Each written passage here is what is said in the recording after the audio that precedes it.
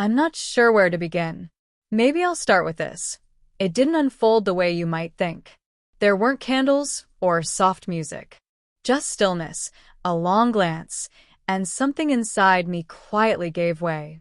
Have you ever had one of those moments where it feels like you're outside your own body, watching yourself? You know you should leave, but you can't move. That was me. I wasn't trying to do anything that day. I hadn't dressed up. No makeup. Just another evening. But temptation doesn't need red lipstick. It only needs a small crack. And I left one open. I didn't plan to. But after being alone for so long, after realizing my husband had stopped noticing the tired curve of my smile, after our house began to feel colder than the wind outside, I began to crave something. Not sex. Not even touch. Just proof that someone still saw me. That I hadn't disappeared completely.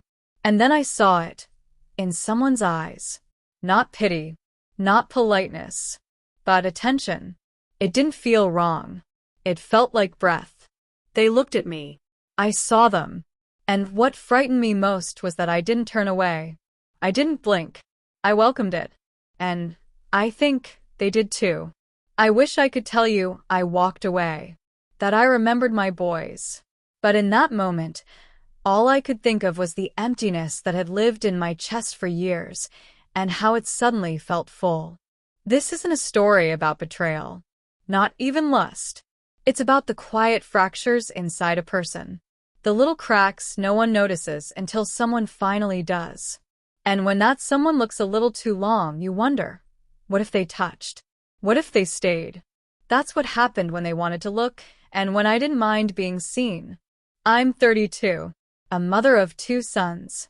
And some days, I barely recognize my own reflection. My hair's always up. My eyes always look tired. My body's softened. But it isn't just about how I look, it's about what I've become. I used to laugh without thinking. Now I practice every smile. My husband isn't cruel, just distant. He travels constantly for work. Even when he's home, he sleeps in the guest room. Says I snore. Maybe I do. Or maybe he just doesn't want to be close to me anymore. Since our second boy was born, we've been more like polite housemates than anything else. We barely talk. We message more than we speak. The last time he touched me without needing something, our youngest was still in diapers. Then there's Kay and Jordan, our neighbors. Young, vibrant. The kind of couple that fills every space with laughter. They'd invite us over often, dinners, bonfires. Kay would pour wine. Jordan manned the grill. I'd sit there, smiling at their stories, trying not to notice the way they looked at each other like they were still in love. Or the way Jordan sometimes looked at me when Kay wasn't watching. Or how Kay would rest her hand on my arm, laughing just a beat too long. I told myself I was imagining things.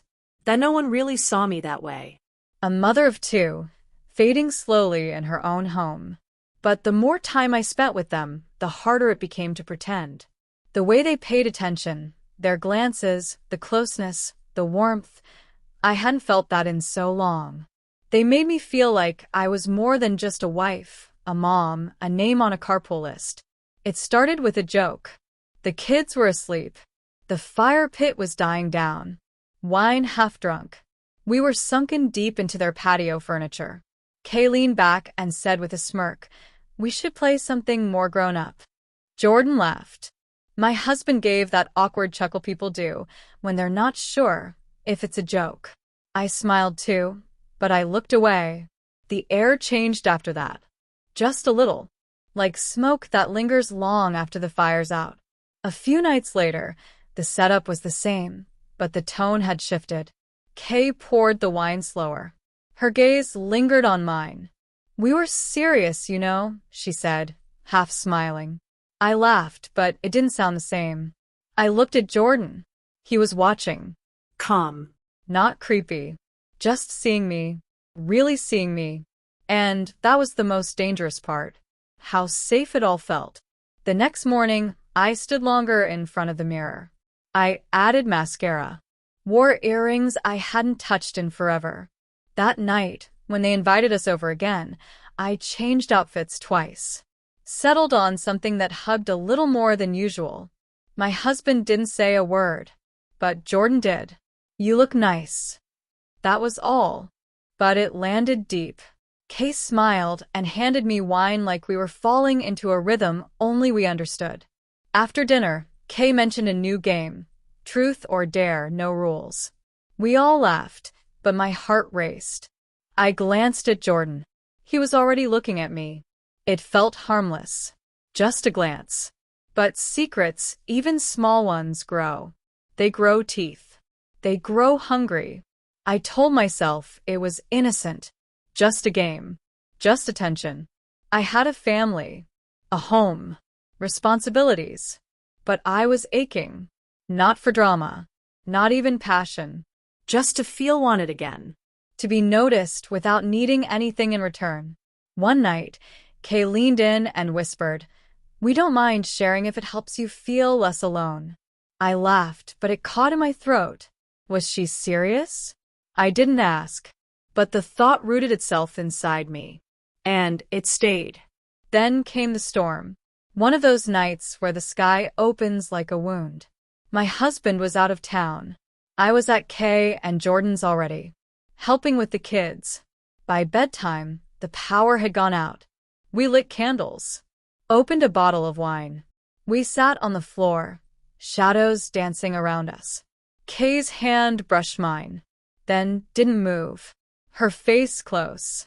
No question in her eyes, just a soft certainty. Her lips met mine, and my world froze. My mind panicked, but my body leaned in. It was gentle, reverent, like something we'd waited too long to name. Jordan didn't speak. He just watched. Calm. Kay rested her forehead on mine, and I could feel her heartbeat. I didn't speak. I just let it happen. Later, tangled in my own sheets, I wasn't sure if it had really happened. Until I saw the message. "We're still your friends.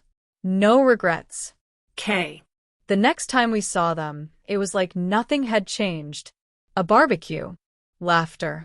Kids running through the yard. But I had changed. I was different. I still smiled. Still folded clothes. Still made dinner. But something inside me had shifted. I hadn't left my husband. I didn't confess. I didn't destroy anything. But I had crossed a line. And I didn't regret it. They wanted to watch. And I wanted to be seen. Maybe it was wrong. Maybe it was just honest. Have you ever reached for something knowing it might hurt someone, but you did it anyway because you were already hurting in silence? If you felt that ache, that craving to feel alive again, then you know. You understand. I'm not asking for forgiveness. I'm not even asking to be understood. I just want to know I'm not alone.